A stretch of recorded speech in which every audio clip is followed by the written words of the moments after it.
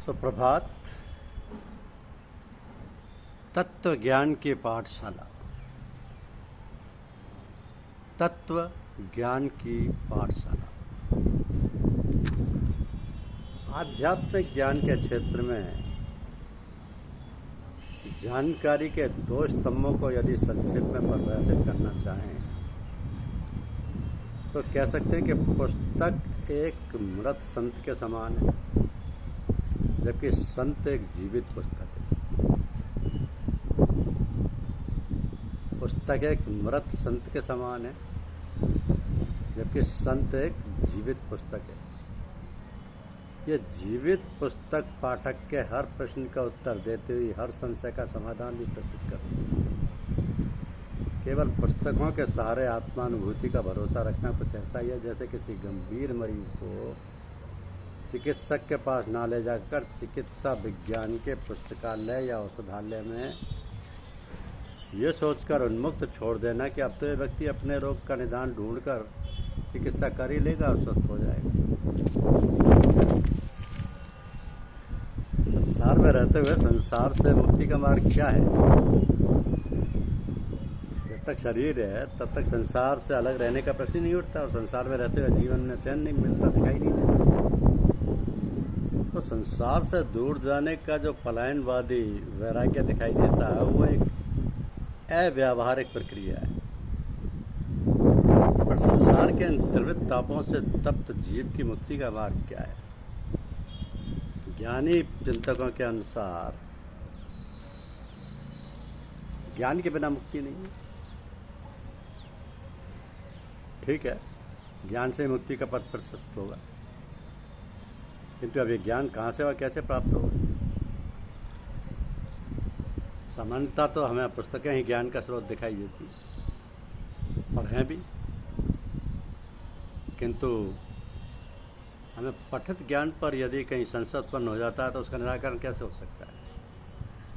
भौतिक विषयों के अध्ययन में तो एक बार मात्र पुस्तकों से भी काम चलाया जा सकता है, किंतु आध्यात्मिक ज्ञान की उपलब्धि में पुस्तकों की भूमिका एक सीमा तक ही साथ देती है। यदि ना ऐसा ना होता तो महात्मा कबीर ये क्यों कहते कि पोथी पढ़ पढ़ जगमुआ पंडित भया न को, 2.5 अक्षर प्रेम का पढ़े सो पंडित हो। भगवान श्री कृष्ण श्रीमद् भगवद गीता में कहते हैं कि यदि तुम्हें तत्व ज्ञान की अपेक्षा है तो तुम तत्वदर्शी ज्ञानियों के पास पहुंचकर उसे समझो, उन्हें विधिवत दंडवत प्रणाम करने से, उनकी सेवा करने से और कपट छोड़कर सरलता पूर्वक प्रश्न करने से वे परम तत्व को भली भांति जानने वाले ज्ञानी महात्मा तुम्हें उस तत्व ज्ञान का उपदेश करेंगे जो ज्ञान मोहांधकार से मुक्ति दिलाने वाला होगा। और यह मोह ही संसार की संपूर्ण व्याधियों की जड़ है।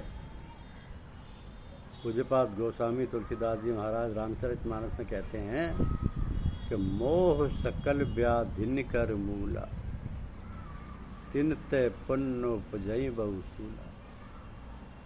भगवान श्री राम के हाथों बाली मारा जाता।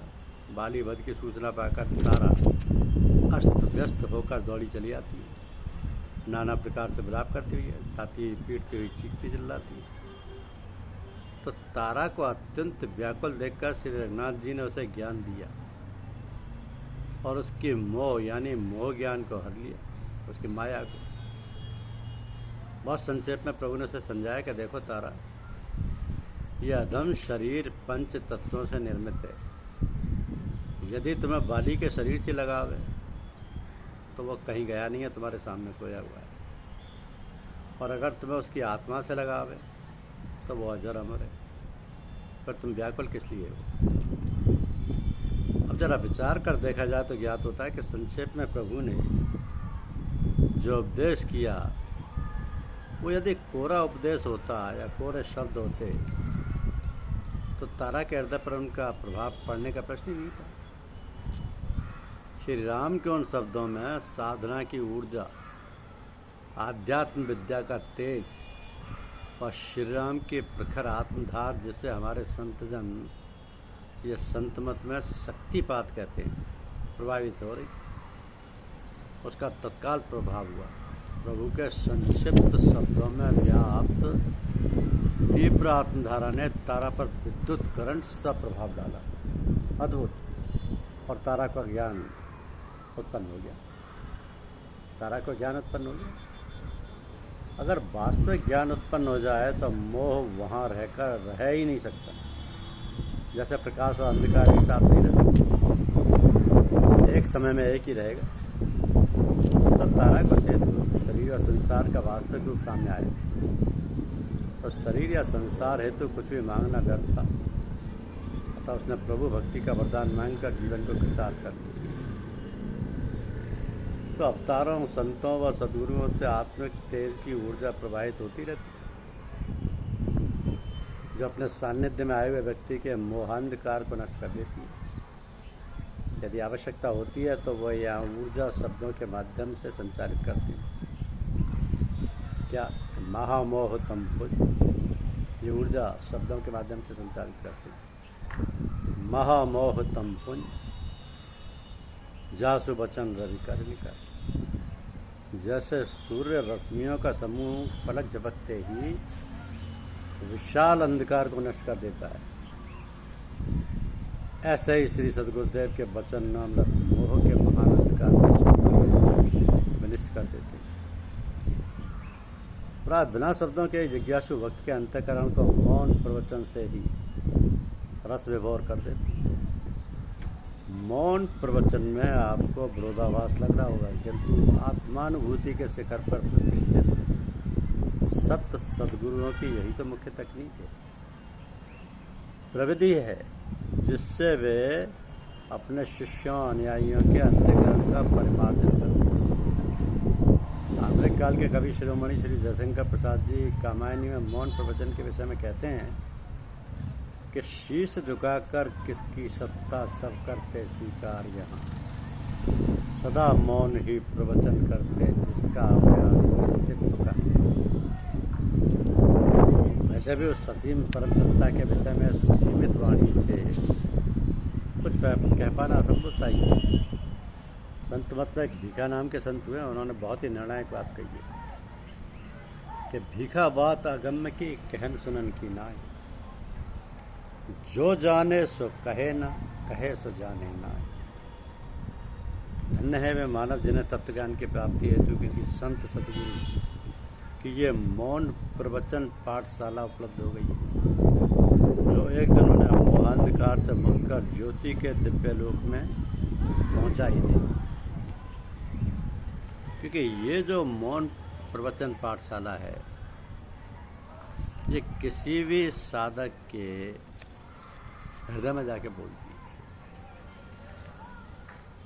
हृदय में जाके बोलती है और साधक का भला कर देती है। मन जब भी बस में आता है, नाम का अमृत पीकर आता है। मन को बलपूर्वक सदा के लिए दबाकर नहीं रखा जा सकता। अहंकार मन में विष भरता है और परमात्मा से मिलाप की राह में सबसे बड़ी रुकावट बनकर खड़ा हो जाता है। परंतु जब हम मन में शब्द को बसा लेते हैं तो अहम भाव की जड़ कट जाती है। तो अहम भाव की जड़ कट जाती है।